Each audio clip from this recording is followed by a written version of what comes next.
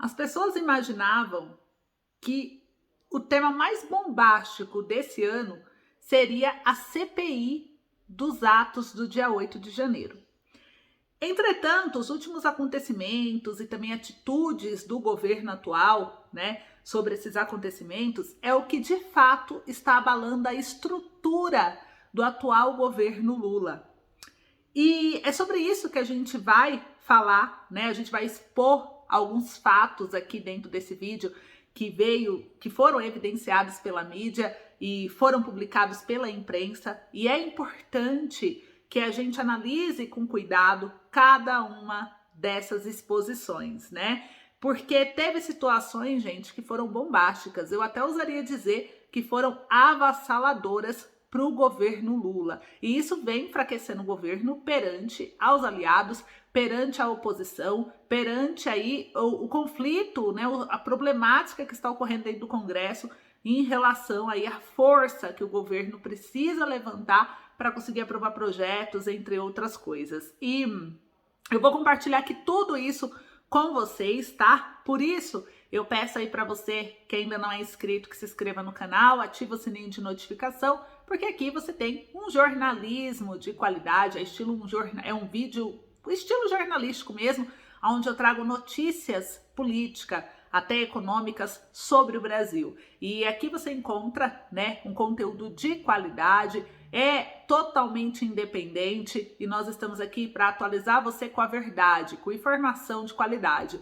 O povo bem informado jamais será escravizado. Por isso, se inscreve aí no canal, ativa o sininho de notificação, deixa o like e vamos lá trazer aqui algumas informações para vocês importantes do que está abalando essa estrutura do governo do Lula, Primeiro que a gente percebe aí que a imprensa, ela vem voltando assim as notícias mais para o lado do governo do Lula.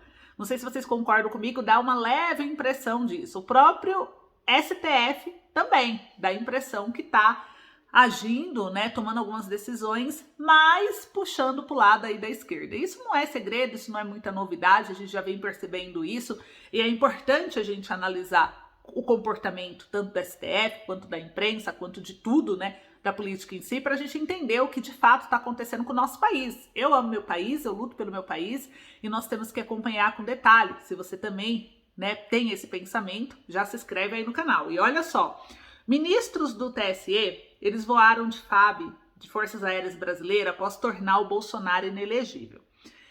Essa matéria, ela trouxe aqui que o Alexandre de Moraes, André Ramos Tavares, Floriano Marques, eles pegaram carona em um jatinho usado pelo ministro da Fazenda, Fernando Haddad, 2 horas depois do julgamento. Vocês estão entendendo? Pensa, vamos analisar. 3 ministros do TSE, que é o Tribunal Superior Eleitoral, pegaram carona em um avião da FAB, que é a Força Aérea Brasileira, 2 horas depois da corte declarar o ex-presidente Jair Bolsonaro inelegível.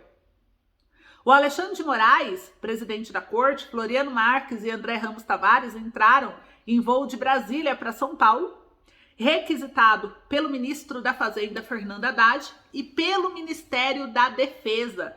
O horário de partida do voo, que consta nos registros da FAB, é 16 horas e 25 minutos de 30 de junho. A sessão em que os ministros condenaram Bolsonaro foi encerrada às 14 horas e 37 minutos.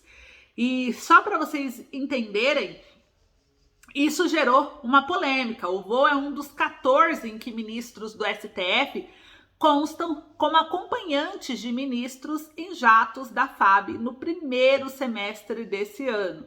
A política de boa vizinhança, com os ministros contrasta com o que se passou durante o governo Bolsonaro. De 2019 a 2022 foram identificadas 10 caronas dadas a juízes do Supremo. É bem menos do que nos primeiros 6 meses do atual governo. Então, durante a gestão toda do Bolsonaro, o STF ele só pegou carona com os ministros do Bolsonaro por 10 vezes. É o que consta em registros da FAB. O governo Lula já ultrapassou esse número apenas no primeiro semestre. Então, a gente percebe uma aproximação com esse fato do STF junto ao governo Lula. Os dados constam de um levantamento do Poder 360 com todos os ministérios via lei de acesso à informação. É uma informação pública aonde vocês podem ver, né, consultar na hora que quiser. Não há, claro, uma ilegalidade nos voos, né? É ilegal eles fazerem isso? Não, não é ilegal. Não existe nenhuma, né, quebra de lei eles fazerem isso. Porém, há dispositivos no decreto presidencial que disciplinam o assunto, que permitem esse tipo de carona. Os registros de acompanhantes, no entanto, não são divulgados ativamente pela FAB. Foram necessários 37 pedidos de lei de acesso à informação, além de recursos em diversas instâncias para obter os dados dessa reportagem. Por quê? Né? E, em geral, os ministérios eles demoram a informar, eles informam de modo incompleto ou até se negam, às vezes, a fornecer os documentos. Foi o caso do Ministério da Defesa, que desrespeitou as leis que obrigam o órgão a prestar as informações. Por isso é possível que existam mais trechos voados por ministros do STF que não estão contemplados nesse levantamento, o que é um absurdo, porque a FAB ela é do povo, né? Ela é do brasileiro. Qualquer civil brasileiro, inclusive, que quiser, pode voar de FAB. Sabia disso? Se você não sabia, você, qualquer um pode usar o voo da FAB. Porém, a gente não pode tirar ele da rota de serviço, né? Não é quando a gente quer. Mas se ele está com um voo destinado, sei lá, de São Paulo ao Rio de Janeiro, nesse dia você precisa de uma carona e eles têm vaga, você preenche o formulário, eles te convocam e você vai e voa. Qualquer cidadão civil pode fazer isso. E aí, gente, a gente percebe, né, que ministros do Supremo, eles têm sido hostilizados em aeroportos por apoiadores do ex-presidente Jair Bolsonaro. O Poder 360 apurou que eles tentam evitar, segundo eles, né, a situação, requisitando ao governo assento em aviões da FAB, e as solicitações têm sido feitas especialmente ao Ministério da Defesa, o único que negou acesso às informações desse levantamento. Então a gente percebe aí, né, que os ministros André Ramos Tavares, Floriano Marques, que acompanharam Alexandre de Moraes no voo, eles foram empossados no TSE em 30 de maio, um mês antes do julgamento do ex-presidente Bolsonaro. Será que tudo isso é só coincidência? Será que não já é uma estratégia do governo junto ao STF? Né? Pensa, um mês antes já coloca 2 ministros a favor dele, que pode ir a favor dele, porque são conhecidos dele, ele que indicou. Não sei, né? É apenas pensamentos soltos que a gente deve analisar. Então a gente percebe isso e isso vai trazendo algumas situações que podem enfraquecer o governo, que podem mostrar, né, algo que não seja bem visto pelo povo. E tem que ser exposto mesmo, o governo deve explicação, os ministros devem explicação ao povo brasileiro, né? Aliás, é um país democrático, não é? Concordam? Uma outra situação que também aconteceu, o Brasil ele teve 2,15 milhões de hectares queimados só no primeiro semestre. A gente fala sobre o meio ambiente, né?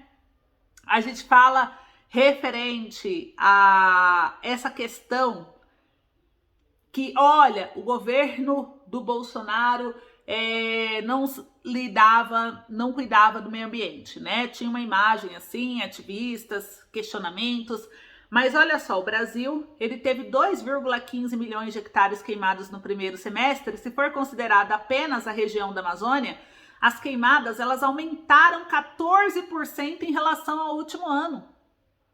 E aí, o próprio Carlos Bolsonaro, né, ele colocou queimadas do bem, né? Porque queimadas pela democracia. E o pessoal vai falando, o pessoal foi comentando em relação a isso. Porque, gente, olha só, o meio ambiente não tem que ser preservado, não é o que o governo Lula, inclusive, criticava, né, o governo do Bolsonaro, mas por que no governo dele ele está permitindo isso? Então a gente tem que avaliar não só o que os políticos falam, mas a atitude deles. Então é mais uma situação polêmica, saiu até na Veja, né, na revista Veja, e que isso pode aí abalar as estruturas também do governo, porque não casa com o que ele fala, né? E a gente olha muitas atitudes. Uma outra questão, o Romeu Zema, ele trouxe: quem trabalha com a verdade não tem tempo para intrigas.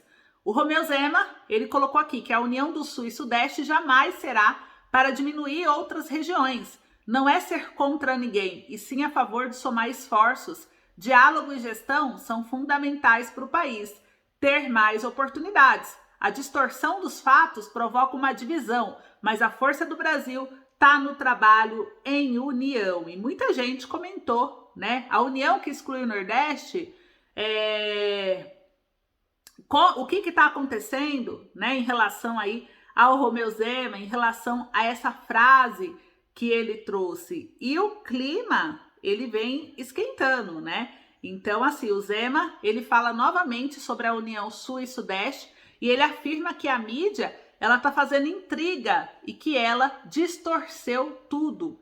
Então, a gente percebe aí que tá tendo, né, um atrito aí entre o Zema, entre governadores bolsonaristas com a imprensa. A imprensa já sabe que ele vivia atacando aí o governo anterior, não se dava muito bem, então vai gerando algumas desinformações, vai gerando alguns fatos que é importante de tomar muito cuidado para a gente, nem tudo que tá na mídia é verdade, e a gente tem que ir atrás da informação, né? Atrás do portal da transparência, atrás do portal realmente de cada órgão, de cada área, para a gente poder fiscalizar, entender isso e bater as informações. Mas o Zema falou novamente sobre essa união do Sul e Sudeste. Ele afirma que a mídia é quem está fazendo intriga e distorcendo tudo, e mais uma polêmica aí que gerou, né? E uma outra questão aqui também que aconteceu e que eu queria trazer para vocês, né? A gente viu que o clima, ele esquentou entre o Ciro Nogueira e também o Boulos. Olha o que aconteceu.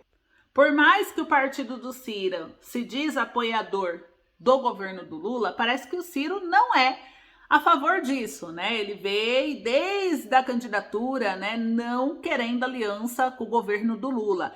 E o Ciro Nogueira, ele desafiou o Boulos a se eleger síndico e leva respostas sobre processos de corrupção. O deputado federal, ele é pré-candidato à Prefeitura de São Paulo pelo PSOL de São Paulo. E o senador e presidente do PP, que é o Ciro Nogueira, ele desafiou o deputado federal e pré-candidato à Prefeitura de São Paulo, Guilherme Boulos, a se eleger como síndico de um prédio antes de almejar o comando da capital paulista nas eleições municipais do ano que vem. Olha isso.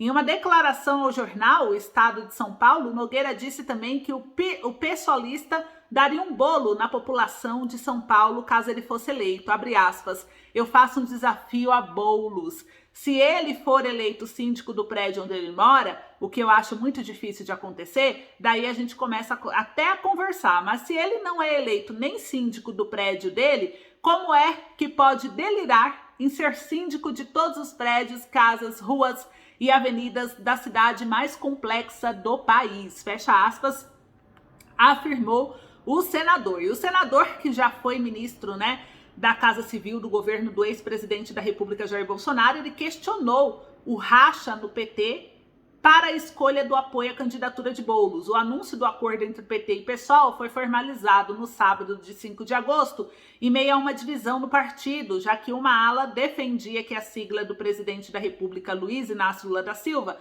lançasse um candidato próprio, que não ocorrerá pela primeira vez na história. Então ele disse, abre aspas, se o Boulos não consegue ser confiável para a turma dele, como vai ser confiável para o povo de São Paulo? Se não consegue, né, apoio antes da campanha do próprio grupo dele, como irá governar?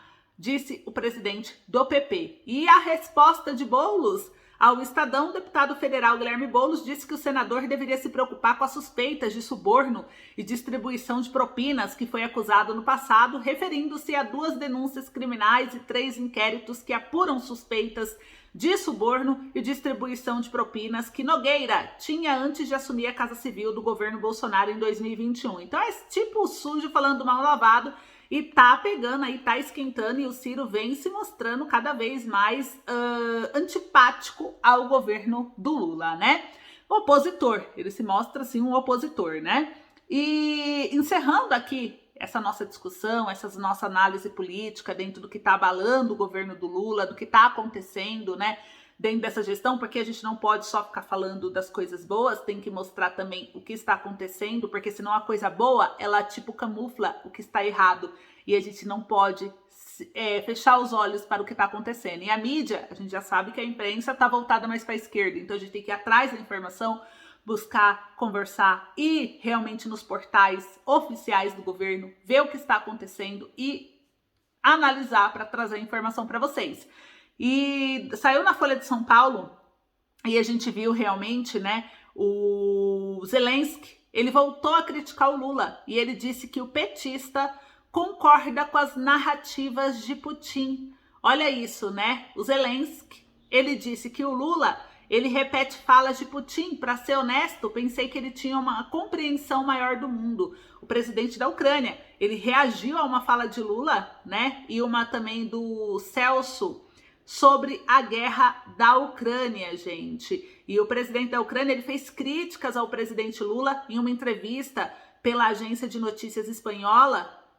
E o Zelensky, ele afirmou, né, que as falas recentes do líder brasileiro sobre a guerra da Ucrânia fazem eco com o discurso do presidente russo, o Vladimir Putin, e não trazem paz. O Lula, que se ofereceu para intermediar um acordo de paz, tem criticado os dois lados da guerra. Na semana passada, ele afirmou que tanto Ucrânia quanto Rússia só pensam em ganhar, enquanto pessoas estão morrendo, e reprimiu ambos os líderes por se negarem a negociar. Abre aspas. Para ser honesto, eu pensei que ele, Lula, tinha uma compreensão maior do mundo, retrucou Zelensky à agência. E na entrevista, o presidente ucraniano também afirmou que o Lula faz declarações porque acredita que a população Brasil não sabe o que está acontecendo na Rússia, as declarações de Lula não trazem paz e uma fala do assessor especial da presidência para assuntos internacionais, que é o Celso Amorim, sobre levar em conta a segurança da Rússia nas negociações de paz, é uma reprodução da fala do Vladimir Putin. Então, ele trouxe aí, né, que ele acha que, na opinião dele, o presidente Lula é uma pessoa experiente, mas não entende muito bem uma coisa. Será que ele acredita que sua sociedade, o Brasil, não entende completamente o que está acontecendo e que ele conta com isso? As declarações de Lula não trazem paz de forma alguma. É estranho falar sobre a segurança da Rússia. Apenas Rússia? Putin e Lula falam sobre a segurança da Rússia, sobre as garantias que devem ser dadas para a segurança da Rússia. Eu simplesmente acredito que ele, Lula, tem a sua própria opinião. Os pensamentos não precisariam coincidir com os de Putin. Então tá aí, né? E isso gerou, né, um caos. Tanto que o próprio Moro compartilhou da Folha de São Paulo essa fala do Zelensky, do presidente da Ucrânia, e ele disse que o populismo de esquerda e o anti-americanismo acabaram com Lula, um aliado mundial de Putin. É ruim para a imagem do Brasil e Zelensky apenas diz a verdade. Então, gente, tá aí, né? Eu quero ver o que vocês acham a respeito disso. Várias pessoas comentando em relação, né, sobre o Putin, sobre a segurança de Putin, sobre essa fala que repercutiu do Lula. Então são essas e outras atitudes e ações, são apenas algumas, né, de tudo que está acontecendo, vem enfraquecendo já a estrutura, abalando a estrutura política do atual governo do Lula. Eu quero saber se você concorda com essa opinião ou não. Quais são os fatos que você acompanhou que você acha que também estão abalando a estrutura do governo? Vão comentando aí, e fora que a CPI do MST também tá pegando fogo e não tá nada bom pro lado do governo, não. Eu trago um outro vídeo falando sobre isso em breve. Um beijo, obrigada, se inscreve no canal, ativa o sininho para receber as notificações e até logo.